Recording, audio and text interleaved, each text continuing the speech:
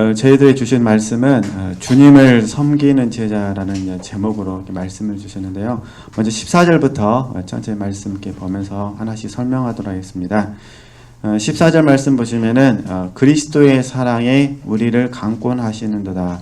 우리가 생각한데 한 사람이 모든 사람을 대신하여 죽었은즉, 이 한 사람은 예수 그리스도를 의미합니다. 그래서 한 사람이 모든 사람을 대신하여 죽었은즉 모든 사람이 죽은 것이다 라고 사도 바울은 우리에게 들려주고 있습니다.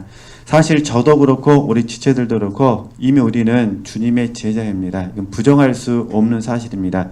우리가 우리 스스로를 바라보면서 부적절하게 여기기 때문에 주님의 제자가 아닌 것처럼 생각할 수는 있지만, 그러나 주님께서 우리를 부르신 그 순간에 저희들은 하나님의 자녀이지만 동시에 주님의 제자가 되어져서 이 길을 걸어가고 있습니다. 오늘도 이 말씀 이대로 보게 되면은 우리는 이 말씀을 통해서 제자도의 한 모습을 볼 수가 있습니다. 먼저 우리가 그리스도의 사랑이 우리를 강권하신다는 말씀을 이렇게 일단 본문 속에서도 봐야 되겠지만, 잠깐 우리 주님의 제자는 또 주님을 섬겨야 되잖아요. 그래서 주님을 섬긴다는 의미에서 하나님의 나라라는 관점 속에서 이 말씀을 좀 적용하고 싶습니다. 그래서 그리스도의 사랑이 우리를 강권하는데, 이건 사도 바울의 실제입니다. 이게 지식이 아니라 늘 삶의 현장 속에서 사도 바울로 하여금 그의 마음을 움직이게 했던 힘이 뭐냐? 그리스도의 사랑이다, 이렇게 말합니다. 국어를 이렇게 저도 정확히는 잘 모릅니다만, 이렇게 성경에 보면은 강권이라는 단어가 있고 강권이라는 단어가 있습니다. 그러니까 윗사람이 아랫사람에게 강하게 요청할 때는 강권이라는 단어를 쓰고, 아랫사람이 윗사람에게 간곡하게 부탁할 때는 강권이라는 단어를 쓴다고 제가 이제 잠깐 책을 통해서 보게 됐습니다. 정확히 맞는지는 잘 모르는데, 그래서 어쨌든 이 말씀 들어본다면은 윗사람은 그리스도이시잖아요. 예, 아랫사람은 사도 바울이고, 이제 우리에게 적용하면은 윗사람은 그리스도이시고 아랫사람은 우리입니다. 그러니까 쉽게 말해서 그리스도께서 우리에게 사랑으로 강권하신다는 것입니다. 이제 15절부터 17절까지의 말씀처럼 살아라고 우리를 간곡하게 설득하시는 것입니다. 날마다 이런 삶을 살도록 하나님께서 우리에게 요구하십니다.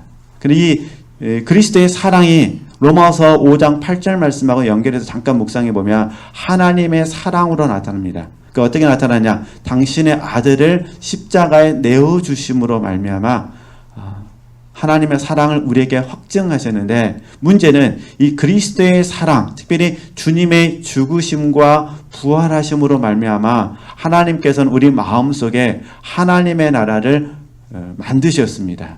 건설하셨다, 그런 부분입니다. 그래서 요한복음 말씀을 보면은 예수님께서 사흘 만에 성전을 세우시겠다고 말씀하십니다. 사흘 만에. 저는 그 사흘이라는 개념을 3일 십자가에서 죽으시고 3일 만에 부활하셨다는 사건으로서 저희들이 해석을 합니다. 이게 주님께서는 육신에게 보이는, 육신적으로 보이는 성전을 허무시고 주님께서 친히 세우시는 우리식 말하면 심령 성전이라 부르기도 하고 하나님의 나라라 부르는데, 이 하나님의 나라를 건설하셨습니다. 그리스도의 사랑으로 말미암아. 그래서 우리가 주님의 죽으심과 부활하심을 어떤 사람이 믿느냐? 오늘 말씀대로 하면은 그리스도의 사랑이 우리를 강권함으로 말미암아 믿습니다. 이 그리스도의 사랑에 강권당하지 않으면은 사실 주님의 죽으심과 부활하심에 대해서는 알아도 믿기는 어렵습니다. 미국 교육 시스템은 잘 모르겠는데, 이제 우리 한국 같은 경우는 중학교 정도 되거나 아니면 고등학생 정도 되면은 세계 종교를 기본적인 개념으로 배웁니다. 그래서 불교가 어떠하다, 이슬람이 어떠하다, 기독교가 어떠하다 배우는데, 주로 왜 그런지 모르지만은 기독교 내용이 좋아서 그런지 모르지만은 기독교를 좀 많이 가르칩니다. 그러면 이제 우리 한국에 있는 우리 학생들로 이제 고등학생으로 예를 들면은 고등학생 대부분이 기독교가 무엇인지 깊게는 모르더라도 조금은 압니다. 주님의 죽으심이 어떠하고 주님의 부활하심이 어떠하고 하나님의 사랑이 어떠한지를 다 배운다는 것입니다. 근데 문제는 그렇게 많이 배워도 사실 예수 그리스도를 나의 구주로 영접하는 사람은 그렇게 많지는 않습니다. 그러니까 우리는 이 부분을 통해서 다시 한번 배우는 겁니다. 우리가 예수 그리스도를 나의 구주로 받아들인다는 이 사실이 그냥 되어진 것이 아니라 오늘 말씀대로 하면은 그리스도의 사랑이 우리를 강권하심으로 말미암아 우리가 믿게 된 것입니다. 사도 바울은 그리스도의 영, 그러니까 성령으로 말미암아 우리 안에 하나님의 사랑이 부어졌다고 말합니다. 그러니까 하나님의 사랑이 우리에게 부어진 부분을 오늘 사도 바울은 고린도후서에서 뭐냐면 그리스도의 사랑이 우리를 강권한다고 말합니다. 그 강권하심에 의해서 우리는 주님의 죽으심을 믿게 되고 주님의 부활하심을 믿게 됩니다. 이것을 저희들이 하나님의 나라라 부르게 됩니다. 그러니까 제 안에도 하나님의 나라가 있고 우리 지체들 마음속에도 하나님의 나라가 있습니다. 할렐루야. 네, 이건 믿으셨으면 좋겠습니다. 그러니까 주님의 죽으심과 부활하심을 믿는 그곳에는 반드시 하나님의 나라가 있습니다. 오늘 설교 제목이 주님을 섬기는 제자입니다. 오늘 사도 바울은 그리스도의 사랑이 그를 강권함으로 말미암아 하나님의 나라 안에서 어떠한 삶을 살아야 될 것인지 우리에게 지혜를 들려주고 있고 우리는 오늘 이 말씀을 통해서 다시 한번 특별히 고난주간을 맞이하여 우리가 지혜자로서 어떤 삶을 살아야 될 것인지 하나님의 나라 안에서 정말 스승이신 예수 그리스도를 잘 섬기기 위해서 어떻게 삶을 살아야 될 것인지 묵상하는 복된 시간이 되었으면 좋겠습니다. 근데 사실 성찬식은 우리에게 주님의 살과 피를 먹게 하는 부분이잖아요. 누가복음 말씀에 보면은 주님께서 어떻게 설명하시냐면 그 피와 떡, 주님의 살과 피를 떼시면서 하신 말씀이 이 피는 언약의 피라고 말씀하십니다. 그러니까 주님께서는 제자들에게 마지막 만찬을 하실 때 이 언약을 다시 한번 들려주십니다. 당신의 피로 말미암아 새 언약을 세우시겠다는 겁니다. 근데 그 언약 안에는 어떻게 되느냐? 하나님의 나라가 이루어지고 그 언약 안에는 그리고 모든 사람이 들어가는 것이 아니라 하나님께서 선택하신 사람이 하나님의 새 백성으로서 그 언약 안에 들어온다. 이게 주님께서 제정하신 성찬입니다. 이게 성찬을 통해서 우리는 주님을 기념해야 되는데 언제까지 해야 되냐? 주님 다시 오시는 그날까지. 우리가 이 땅에 삶을 사는 동안에 주님이 이 땅에 오시면 그날까지 우리가 주님을 기념하는 부분이요. 만약에 주님이 오지 않으셔서 우리의 장막집을 벗어버리고 주님께 들어간다 하더라도 그날까지 우리는 주님의 죽으심을 우리는 기념해야 됩니다. 이유는 딱 하나입니다. 주님이 죽으심으로 말미암아 우리의 죄가 해결되어지고 우리가 하나님의 백성이 되어지고 하나님의 자녀가 되었기 때문에 그렇습니다. 그래서 이 부분을 좀 이해하기 쉽게 저희들은 약속을 했습니다. 하나님의 나라가 이 땅에 이루어졌다. 그래서 하나님의 나라의 현재성이라 부르는데 하나님 나라의 현재성, 그럼 글자가 많잖아요. 그래서 네 자로 줄여가지고 현세 천국이라 부르기로 했습니다. 이거 우리끼리 약속입니다. 신학교에서 가르치는 개념이 아니라 하나님 나라의 현재성, 지금 우리 안에 하나님의 나라가 이루어졌다라는 이 고백을 표현할 때에 현세 천국이라 부릅니다. 그러니까 우리는 현세 천국의 삶을 살면서 주님께서 걸어가신 길을 배워야 되고 또 한편으로는 그분의 제자로서 그분의 길을 따라가야 되고 또 한편으로는 주님의 사역을 배워야 되고 우리가 주님의 사역에 동참하는 삶을 살아야 됩니다. 그래서 이 일은 원리 안에서 주님을 섬기는 제자라고 성령께서 감동하셔서 우리 지체들과 함께 이 주제들을 좀 같이 나눠보고 싶습니다. 일단은 이 그리스도의 사랑이 우리로 하여금 하나님의 백성 되게 하셨다는 사실을 꼭 기억해 두셔야 되고 이 부분을 현세 천국이라 부른다라고 이해하셨으면 좋겠습니다. 그러면 우리가 출애굽기 말씀을 잠깐만 보실까요? 이렇게 잠깐만 우리 다시 고린도후서 돌아와야 되니까 갈피를 해주시고요. 우리 출애굽기 3장 말씀을 잠깐만 보시면은 한 절만 좀 보도록 하겠습니다. 출애굽기 3장 12절 말씀. 출애굽기 3장 12절 말씀 우리 함께 읽겠습니다. 하나님이 가라사대 내가 정녕 너와 함께 있으리라. 내가 백성을 애굽에서 인도하여 낸 후에 너희가 이 산에서 하나님을 섬기리니 이것이 내가 너를 보낸 증거니라. 아멘. 그런데 이제 오늘 이 12절 말씀에서 하나님께서 친히 뭐라 말씀하시냐면 하나님을 섬기리니 이렇게 말합니다. 하나님을 섬기리니. 그죠? 그러니까 다시 그러면 이제 고린도 후서로 돌아와서 연결해서 말씀드리면 이런 표현입니다. 하나님께서 이스라엘 백성들을 애굽에서 구출해 내셨습니다. 그리고 광야를 지나서 가나안에 들어가게 하십니다. 근데 가나안에 들어가게 하시는 궁극적인 목적이 뭐냐? 하나님을 섬기도록 하기 위함이라는 것입니다.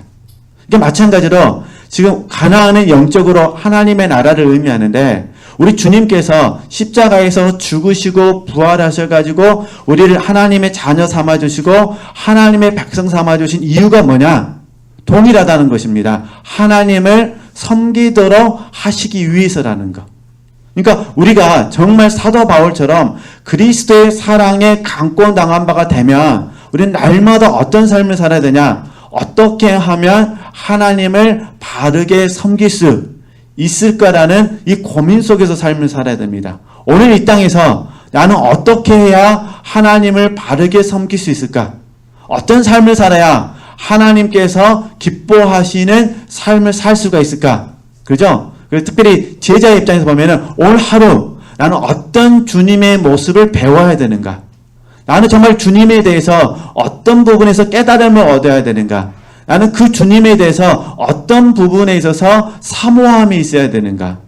이런 부분에 있어서 우리가 진지하게 묵상하면서 하루하루의 삶을 사셔야 우리 그리스도의 사랑이 우리를 강권하신다는 부분에 있어서 깊게 우리가 동의가 되어집니다. 그래서 우리가 하나님의 나라를 설명할 때 제가 조금 전에 현세 천국을 말씀을 드렸잖아요. 그리고 두 번째는 하나님의 나라가 어떤 개념이 있냐면은 주님께서 공중에 재림하시고 나서 잘 아시는 것처럼 7년 동안 혼인잔치가 있습니다. 그리고 이 땅에서는 7년 대환란이 있습니다. 그래서 7년 대환란 이후에 주님께서 이 땅에 오셔가지고 1000년 동안 왕노릇을 하십니다.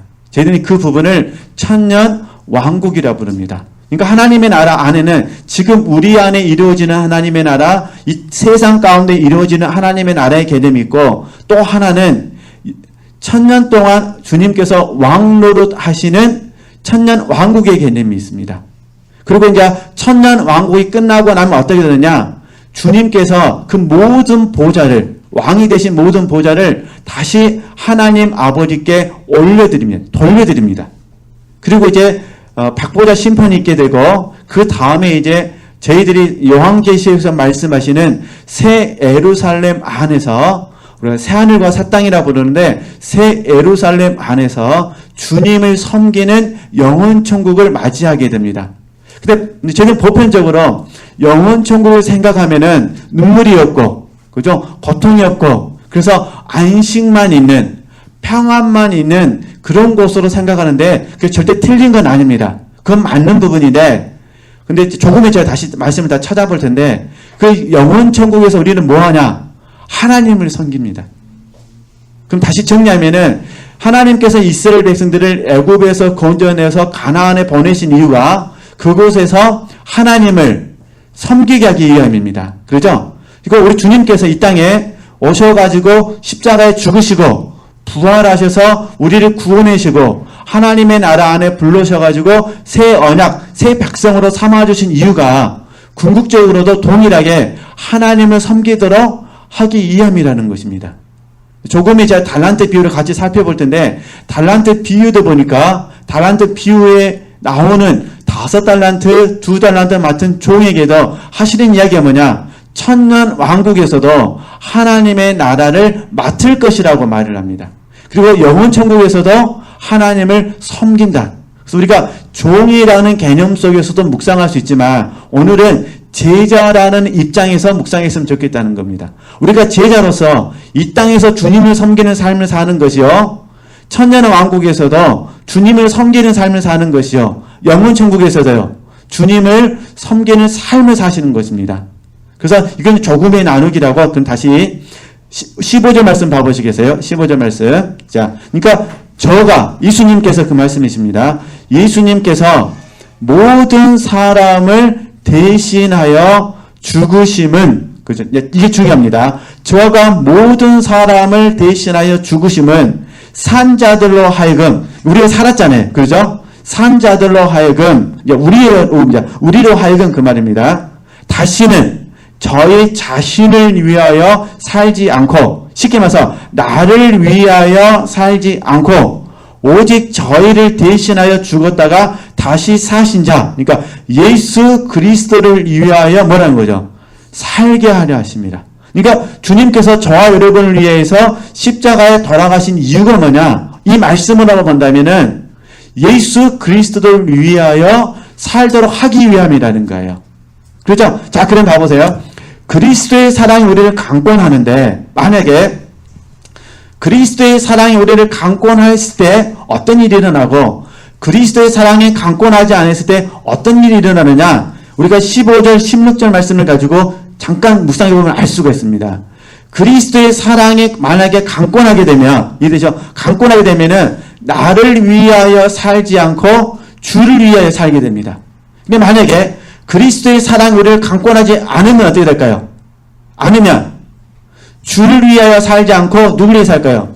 나를 위하여 살게 됐습니다. 그래서 나를 위하여 사는 삶을 뭐라 부르냐? 자기를 사랑하는 삶이라 부릅니다. 그러니까 우리가 예수 그리스도를 믿음으로 말미암아 하나님 나라 안에서 삶을 사는데 자기를 사랑하는 거예요. 그죠? 그러니까 그리스도의 사랑이 우리를 강권하지 않으면 우리는 100% 자기를 사랑하는데, 이 자기 사랑을 뭐라 말하냐? 자기 섬김이라고 말합니다. 그러니까 우리는 하나님 나라 안에서 하나님을 섬기기 위해서 존재하는데, 주를 위하여 살기로 존재하는데, 그리스도의 사랑을 잃어버리게 되면은 100% 뭐라는 거죠? 자기를 위하여 살게 되고 그 다음에 자기를 섬기게 된다는 거예요. 이렇게 되면 하나님께서 기뻐하지 않으신다, 그런 부분입니다. 그래서 어찌하든지 우리는 다시 한번 사도 바울의 이 권면을 통하여서 우리는 살았으니까 산자로서 사랑의 빚진 자로서 우리가 한번 이 말씀을 깊게 받으셨으면 좋겠습니다. 우리는 주님의 제자인데 그리스도의 사랑을 날마다 강권당함으로 말미암아 우리는 제자로서 주님을 위하여 살아야지 나를 위하여 살아서는 안 된다, 그런 부분입니다. 근데 우리가 삶을 살다 보면 연약함이 있고 삶을 살다 보면 고난이 있다 보면은 자기도 모르게 나를 생각하게 됩니다. 내 형편을 먼저 바라보게 되고 내 삶의 정황을 먼저 바라보게 되고 여러 가지 나에게 초점을 많이 맞출 수가 있습니다. 이러면 사실 저희들이 주님을 온전히 사랑하기가 어렵습니다. 그래서 다시 한번 우리는 이 말씀을 통해서 그리스도의 사랑이 우리를 뭐 하셔야 돼요? 강권하십니다. 사도 바울은 빚진 자로서 이 삶을 살 수밖에 없는 거예요. 날마다 그리스도의 사랑이 막 사도 바울을 막 움직이는 겁니다. 움직이는 거예요. 그죠? 어쨌든 그렇게 하시고 우리 지체들께서 이 강권이란 단어에 많은 감동을 받으셨으면 좋겠습니다. 우리가 잘 아시는 말씀 중에 한 구절 말씀 보면 라오디아 교회가 있잖아요.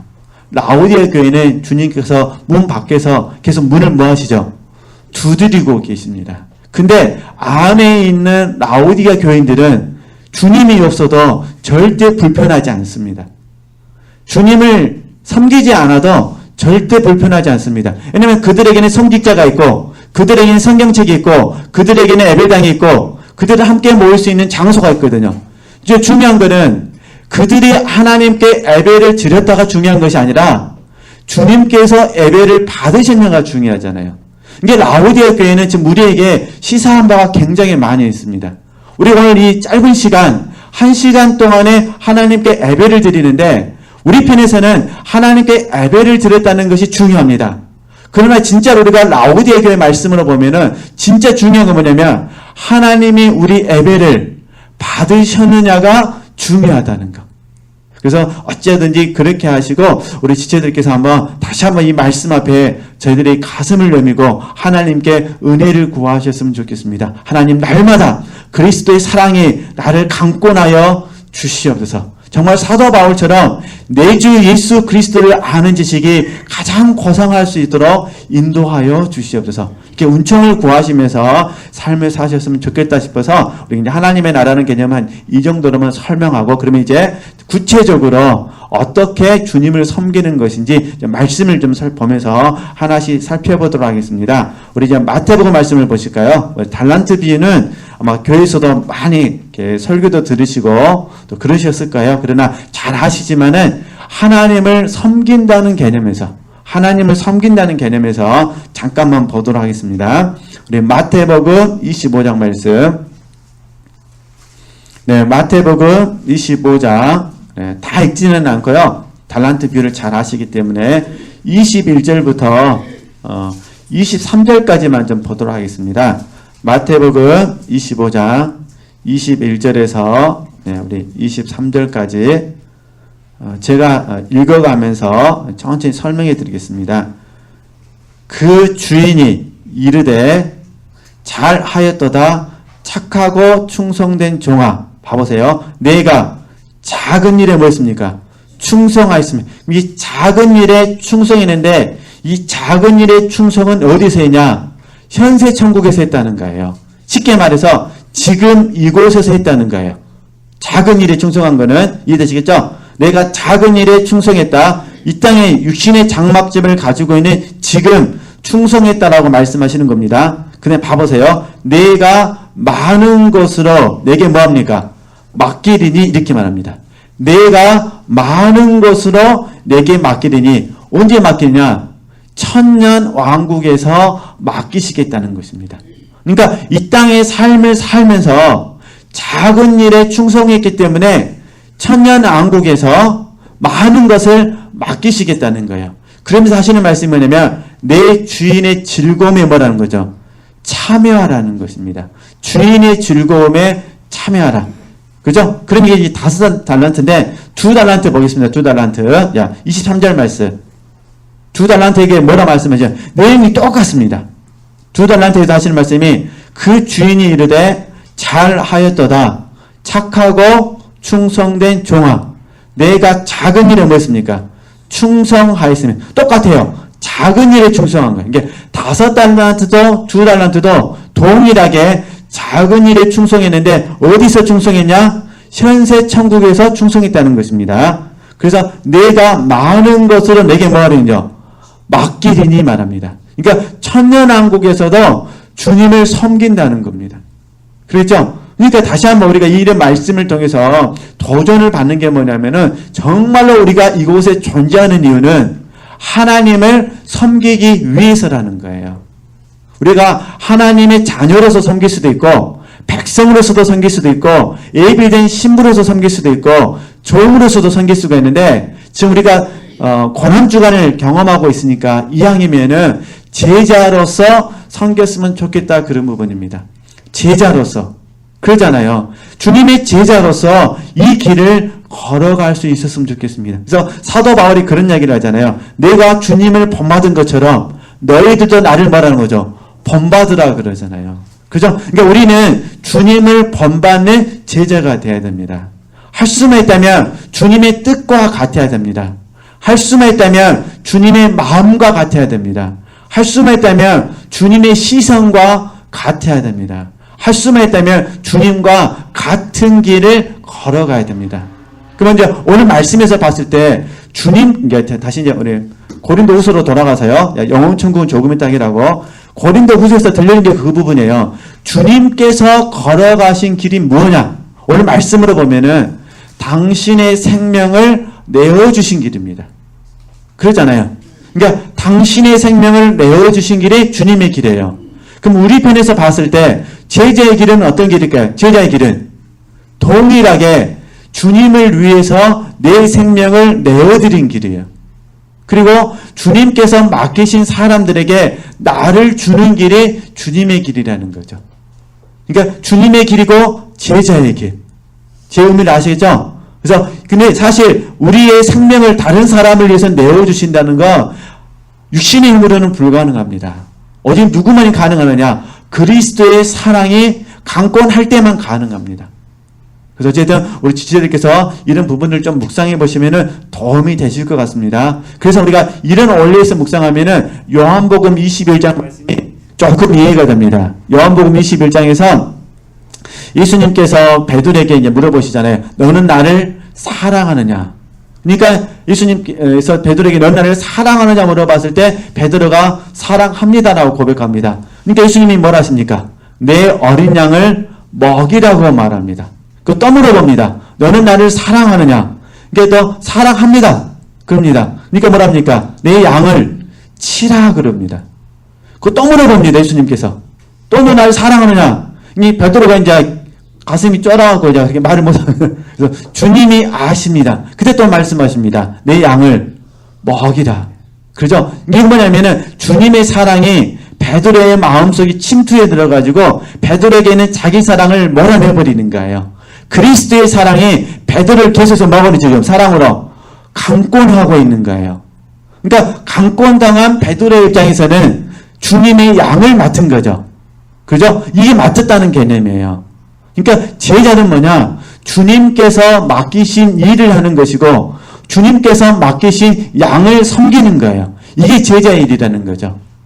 그죠? 어찌됐든 우리 지체들께서 이 원리들을 깊게 묵상해 보셔서 나도 정말 주님의 제자가 되겠습니다. 주님의 양을 맡을 수 있는 사람이 되겠습니다라고 소원을 가지면서 우리가 함께 훈련할 수 있었으면 좋겠다. 그런 부분입니다. 그래야 달란트가 개발이 되잖아요. 그러잖아요. 주님께서 맡기신 양을 섬겨야 달란트가 개발이 되지. 그냥 내가 아무것도 안 하고 그러잖아요. 그냥 삶을 살게 되면 나를 위해서 삶을 살게 되면 사실 주님께서 맡기신 달란트가 개발될 가능성이 없어지는 겁니다. 기회마저 주어지지 않는 부분입니다. 어쨌든 그렇게 하시고 우리 지체들께서 한번 용기를 내셔가지고 주님을 섬기는 복된 제자가 되셨으면 좋겠습니다. 그럼 이제 마지막 하나 우리 요한계시록을 통해서 영혼 천국에서는 어떻게 주님을 섬기는가 그 부분을 좀 보도록 하겠습니다. 네, 요한계시록 22장입니다. 마지막 장. 네, 요한계시록 22장 3절 4절 말씀 우리 같이 한번 읽었으면 좋겠습니다. 요한계시록 22장 3절 4절 말씀 우리 함께 같이 읽겠습니다. 다시 저주가 없으며 하나님과 그 어린 양의 보좌가 그 가운데 있으리니 그의 종들이 그들 섬기며 그의 얼굴을 볼터이요 그의 이름도 저희 이마에 있으리라. 아멘. 그 3절 말씀에 그러잖아요. 그의 종들이 그를 뭐합니까? 섬기며 그럽니다. 그죠? 그의 종들이 다시 이렇게 이해해 주셔야 됩니다. 이 땅에 있으면서 주님을 섬기는 제자들이 아니면 주님의 종들이 천년 왕국에서도 먹어요. 주님을 섬기고 영원 천국에서도 뭐 하는 거죠? 주님을 섬긴다는 거예요. 이게 우리 지체들 마음속에 동의가 됐으면 좋겠습니다. 그죠? 그러니까 제가 어제도 잠깐 말씀드렸는데 마리아처럼 섬겨도 주님을 섬기는 것이요. 마르다처럼 섬겨도 주님을 섬기는 것이요. 나사로처럼 주님을 섬겨도 주님을 섬기는 것입니다. 그러니까 어떤 형태가 됐든 간에 나사로처럼 주님을 섬기시든지 그죠? 마르다처럼 주님을 섬기시든지 마리아처럼 주님을 섬기시든지 어떤 형태가 됐든 간에 우리는 주님을 섬기는 것입니다. 그래 이왕 섬길 거 그러잖아요. 이왕 섬길 거 주님의 제자로서 섬기셨으면 좋겠다는 거예요. 그죠? 스승이 걸어가신 그 발자취를 따라서 주님께서 걸어가신 그 발자취를 따라서 같은 시선으로 같은 마음으로 같은 뜻으로 주님을 섬겼으면 좋겠다. 그래야 천년왕국에서도 주님을 섬기게 되고 영원 천국에서도 주님을 섬기지 않겠느냐. 4절 말씀이 얼마나 감동이 되는지요. 봐보시겠어요? 그의 종들이 그를 섬기는데 그의 얼굴을 뭐 한다는 거예요? 본다는 거예요. 하나님의 얼굴을 본다는 것입니다. 흥분되지 않으세요? 하나님의 얼굴을 본다는 거예요. 그럼 봐보세요. 그의 이름도 저의 이마에 있으리라. 그러니까 하나님의 이름이 그 종들의 이마에 있다는 거예요. 물론 여기서 이 말씀을 제가 뭐 어떻게 해석해야 될지는 모르겠습니다만 이 말씀을 그냥 문자적으로 본다 하더라도 그 얼굴을 본다는 것이 얼마나 축복인지 그래서 사도 바울도 고린도전서 13장 11절에서 그러잖아요. 지금은 이 땅에 살고 있는 동안에는 현세 천국에서는 지금은 우리가 얼굴 보는 게 아니다 그러잖아요. 거울로 보는 것 같이 희미하다고 그러잖아요. 우리가 아무리 이 땅에서 예수님에 대해서 뭐 가장 고상하다고 말을 해도 사실은 거울로 보는 것 같이 뭡니까? 희미합니다. 지금 우리가 사용하는 거울은 너무 깨끗했는데 사도 바울이 목회하던 당시에는 깨끗한 거울이 아니니까. 그러니까 희미하게 보입니다. 이게 사도 바울 입장에서는 그 희미하게 보이는 그것도 너무 감사한 거예요. 그래서 고린도전서 13장에서 사랑의 덕목에 대해서 15가지를 말하죠. 사랑에 대해서 말씀하시고 하시는 말씀이 지금은 내가 하나님에 대해서 알 때에 주님에 대해서 알 때에 거울로 보는 것 같이 희미하나 그때가 되면 우리가 얼굴을 보듯이 뭐 하는 거죠? 본다고 그러잖아요. 그러니까 그리스도의 사랑에 감권당하여서 우리가 주님을 섬긴 이후에 영혼천국에 가서 하나님의 얼굴을 본다. 저와 여러분의 이마에 하나님의 이름이 기록되어 있다. 얼마나 큰 축복일까? 힘들고 어려우실 때마다요, 이 축복을 생각하시면서 지금은 심는 날이다. 지금은 주님을 섬기는 삶이다 라고 생각하시면서 우리가 하루하루를 이겨낼 수 있으셨으면 좋겠습니다.